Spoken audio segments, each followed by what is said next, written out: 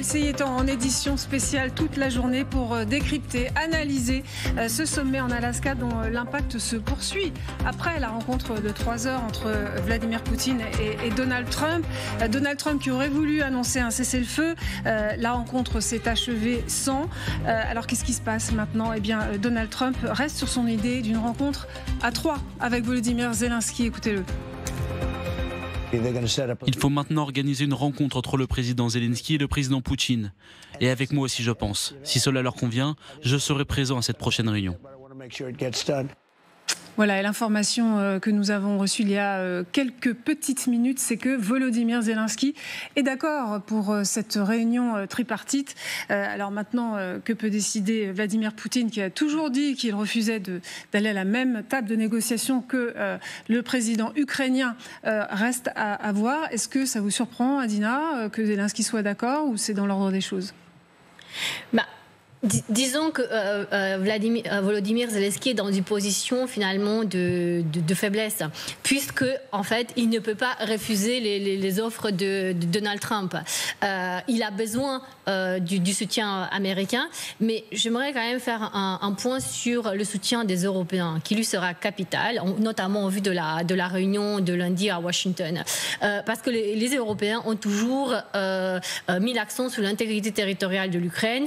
Et s'il n'y a pas eu d'annonce hier en Alaska, c'est aussi peut-être à cause du marathon diplomatique que les Européens ont mené la semaine dernière, justement pour mettre la pression sur Donald Trump. Donc ça, c'est un point très important.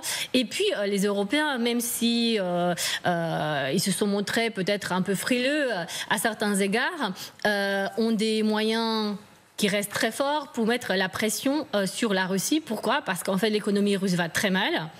Et ça, c'est un fait qui est reconnu y compris par les autorités russes. Et puis, il y a ces fameuses avoirs gelés. Donc les fameux 300 milliards d'euros qui sont quelque part à Bruxelles. Et donc ça peut être un facteur de négociation possible, parce que cet argent-là peut être également utilisé pour armer massivement l'Ukraine. Alors, on lit la déclaration sur X de Volodymyr Zelensky. Nous soutenons la proposition du président Trump d'organiser une réunion trilatérale entre l'Ukraine, les États-Unis et la Russie. Je précise que Volodymyr Zelensky a parlé longuement à Donald Trump dans la foulée de sa rencontre avec Vladimir Poutine. Il y a même eu, alors je ne sais pas si vous pouvez me le retrouver en régie, s'il vous plaît, un petit échange sur l'éventualité de se revoir entre Donald Trump et Vladimir Poutine, qui a terminé par une petite boutade du président russe. Est-ce qu'on peut écouter ? Ça arrive, me dit-on. Alors, voilà cette petite boutade entre les deux présidents. Écoutez. C'est pas là. À nouveau, Monsieur le Président, je tiens à vous remercier. Nous allons échanger très rapidement et nous revoir très bientôt. Merci beaucoup, Vladimir. La prochaine fois à Moscou. Ça, c'est une question très intéressante. Je pense que cela pourrait être possible. C'est une blague de Vladimir Poutine, ou en tout cas, quand il dit ça, j'imagine qu'il ne voit pas Volodymyr Zelensky venir à la table des négociations. Non, Poutine ne pense pas à Zelensky pour la réunion à Moscou, mais par contre, je pense qu'il est sérieux quant à l'invitation pour Trump à venir à Moscou. Et en fait, cette conclusion entre les deux, moi, m'a rappelé un petit peu, mais c'était deux personnalités complètement différentes, mais à l'époque de Yeltsin et de Clinton, où ils finissaient en train de s'enlacer, enfin pas s'enlacer, mais je veux dire, je sais pas comment on dit, ils se sont mis, vous savez, sous une accolade, quoi. C'est ça, une accolade. Ouais. Et donc, si vous voulez, ça restera une image positive de cette rencontre, comme l'autre image dans son temps. Et je pense que que Trump aussi serait intéressé à aller en Russie, parce que vous savez, chez Trump, il y a quelque chose, je pense, chez lui, qui est de vouloir casser les lignes, de faire... parce que vous savez, ces dernières années, avec notamment Joe Biden et les autres, il y a eu une ligne très claire, c'est-à-dire avec un allié et avec un ennemi. Et en fait, Trump réfléchit comme un businessman, c'est-à-dire que J'ai plusieurs, disons, clients ou fournisseurs. Je m'entends mieux avec celui-ci, mais je ne dois pas me froisser avec celui-là. Donc, il veut maintenir les liens avec chacun d'eux, et y compris donc dans ce cas Vladimir Poutine. Et on sait que Trump a été en Russie avant même, je crois, la chute de l'URSS.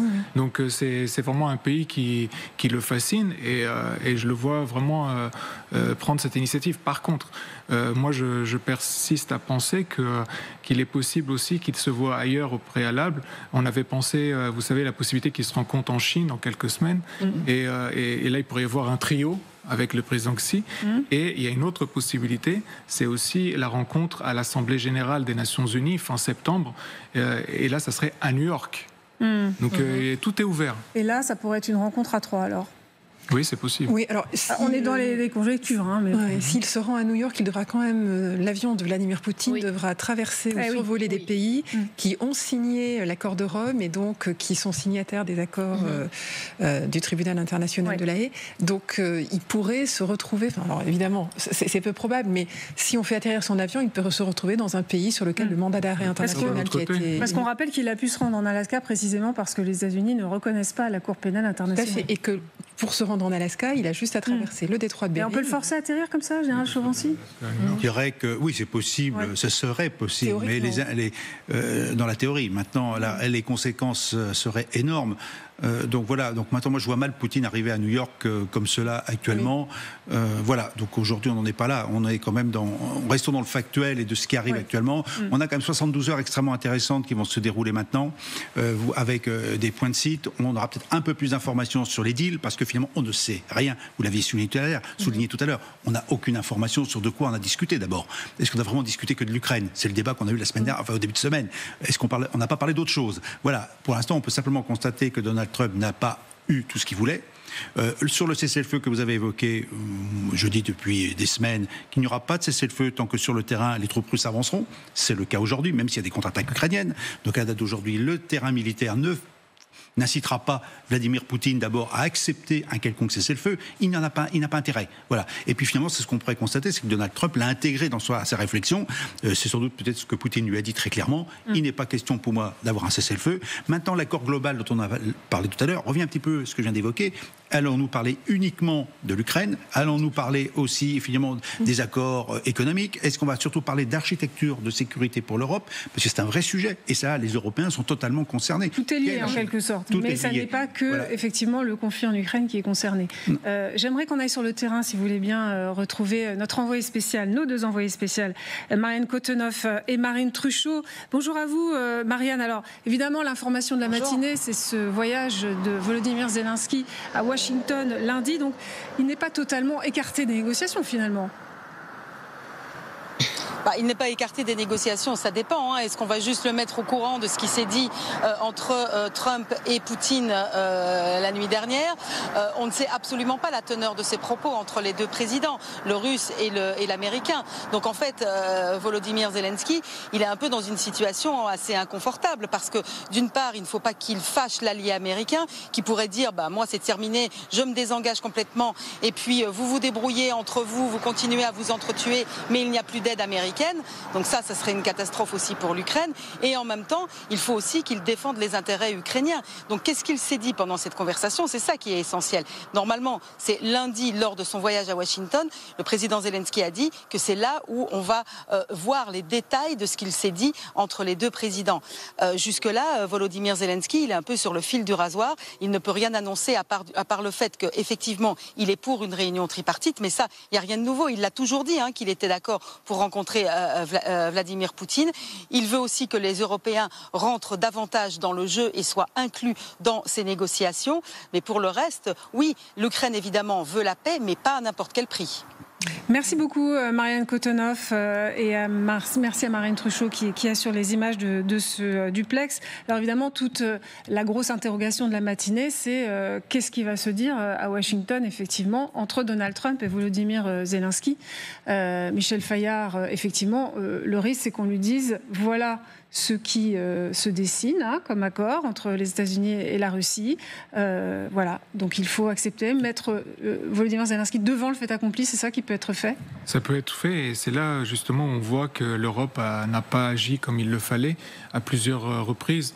Parce que, vous savez, en diplomatie, on doit choisir d'être soit un État neutre, soit un État non neutre. Et dans le cas, par exemple, de la France étant membre du Conseil de sécurité des Nations Unies et disposant de la puissance nucléaire, la France ne pouvait pas être neutre. Elle a choisi de soutenir l'Ukraine, et c'est normal, mais elle aurait dû maintenir des liens de communication avec la Russie, quand bien même la réunion avec Poutine s'était mal passée. Parce qu'en maintenant un lien de communication avec votre ennemi, ce qui est la règle diplomatique quand vous n'êtes pas un État neutre, alors vous pouvez prétendre à être à la table des négociations le jour venu où on veut négocier la paix. Et la deuxième chose où l'Europe a mal joué, à mon sens, c'est lors de la rencontre entre Mme von der Leyen et Donald Trump, parce que l'Europe avait des leviers avec lesquels elle aurait pu jouer. Le fait notamment que l'Europe soit le plus grand marché de consommation du gaz naturel liquéfié américain, et que sans la signature de contrats long terme avec les Européens, les Américains sont dans l'incapacité de financer la construction d'installations pour liquéfier le gaz naturel sur leur sol. Et on a été donc en fait poussé, à mon sens, dans une logique allemande, parce que les Allemands, eux, avaient un intérêt dans cette négociation commerciale, parce que 40 à 45% de l'excédent commercial était un excédent commercial allemand, et parce que l'Allemagne est en train d'utiliser cette guerre pour se reconstituer en tant que puissance à la fois militaire et diplomatique. L'Allemagne maintenant veut se doter d'ici 2030 d'un budget militaire de 165 milliards d'euros, ce dont la France est vraiment très loin. Et en plus de ça, l'Allemagne réclame la rotation du siège de la France au Conseil de sécurité des Nations Unies et de la rotation de la dissuasion nucléaire française. Enfin, c'est quand même assez fort. Justement. Et sur le dossier iranien, rappelez-vous, ce n'était pas les 5 membres du Conseil de sécurité des Nations Unies qui discutaient avec l'Iran seul, c'était ce qu'on appelait 5+1, le 1 étant l'Allemagne. Alors on verra justement si l'Europe arrive à rester unie dans son soutien à l'Ukraine. Alors évidemment, ça ne doit pas nous surprendre. Trump et Poutine mettent désormais précisément la pression sur les Européens et sur Kiev, bien évidemment, et le président ukrainien Volodymyr Zelensky. Je vous propose de les écouter tous les deux hier soir. Nous nous sommes mis d'accord sur beaucoup de points. Quelques-uns ont été convenus, mais pas tant que ça. Un ou deux assez importants, mais je pense qu'ils peuvent être réglés. Maintenant, c'est vraiment au président Zelensky de conclure, et je dirais aussi que les nations européennes doivent s'impliquer. Nous sommes vraiment proches d'un accord. L'Ukraine doit accepter, mais peut-être qu'ils diront non. J'espère que cette meilleure entente que nous avons établie permettra d'ouvrir la voie vers la paix en Ukraine.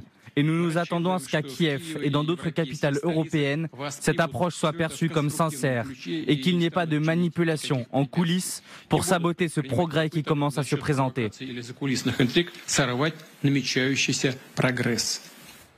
Alors, l'Ukraine doit accepter désormais, voilà ce que dit Donald Trump, si on avait encore des doutes, mais encore faut-il qu'ils sachent de quoi ils ont parlé, les deux hommes à leur sommet en Alaska. C'est de ça donc qu'il va s'agir, à votre avis, lundi, le mettre au fait de ce qui s'est dit et lui faire signer en bas de page son accord sans condition? Ce qui est très intéressant dans les images que vous avez montrées, c'est que Poutine, le maître espion, parle de manipulation pour qualifier l'action du Kiev et des Européens. Et donc c'est un renversement de la charge de la preuve, ce qui est assez intéressant à souligner. Et de toute façon, en fait, maintenant, Trump l'a dit d'ailleurs, il le dit depuis son arrivée à la Maison-Blanche, c'est le problème des Européens. Ce n'est plus son problème, et je crois qu'en filigrane, ce qu'il dit, c'est qu'il y a un sort de désengagement des États-Unis sur le dossier ukrainien, et maintenant c'est aux Européens d'assurer la suite. Et effectivement, c'est un peu l'année zéro de la nouvelle architecture de sécurité européenne dans un monde qui a été redéfini après l'arrivée de Donald Trump à la Maison-Blanche, puisqu'on est dans un nouvel désordre mondial. Je pense que ce n'est pas un ordre mondial, c'est un désordre mondial, où ce qui est très inquiétant, c'est que Trump et Poutine s'entendent sur leur vision du monde. Deux empires, deux puissances, où les autres sont dans leur sphère d'influence. Et les deux détestent l'Union européenne. Ils n'aiment pas l'Union européenne, Donald Trump l'a dit, Vladimir Poutine l'a dit, et donc pour eux, ils veulent en fait la fin de l'Union européenne qu'ils perçoivent comme une menace. Donc maintenant, maintenant, c'est aux Européens de montrer d'abord leur unité, mais sur ce point, ils ont quand même été assez unis jusqu'à maintenant. Et il faut montrer que les armes qu'ils ont encore, donc les armes, je dirais, pas militaires, mais il y a des armes qui sont importantes, qu'ils les utilisent vraiment, en fait, dans le rapport de force, puisqu'aujourd'hui, en fait, et ça a été dit en filigrane aussi bien par Trump que par Poutine, on parle des choses beaucoup plus importantes que l'Ukraine, en fait. C'est-à-dire qu'on parle de la nouvelle architecture de sécurité globale qui inclut celle de l'Union européenne.